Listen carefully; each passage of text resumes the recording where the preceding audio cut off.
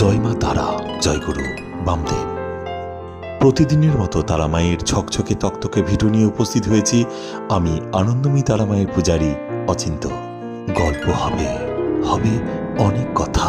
তার আগে আবারও জানায়, গল্পকথায় তারাপীঠ আপনাদের কেমন লাগছে?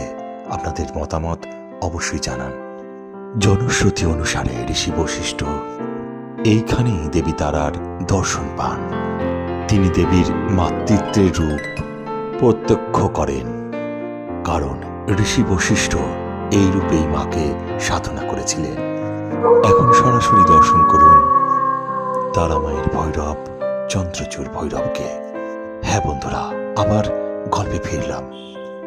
ধারণা করা হয় জয় দত্ত সওদাগর প্রথম এই মন্দিরের প্রতিষ্ঠা করেছিলেন। পরবর্তীকালে মল্লাপুরের জমিদার শ্রী শ্রী জগন্নাথ রায় 1225 বঙ্গাব্দে বর্তমান এই মন্দিরটি নির্মাণ করেন। তারাপীঠ প্রাচীনকাল থেকেই তন্ত্র সাধনার কেন্দ্র। শ্মশান সংলগ্ন এই স্থানে দেবী তারা কালীর দশম মহাবিদ্যার দ্বিতীয় রূপে পূজিত হন।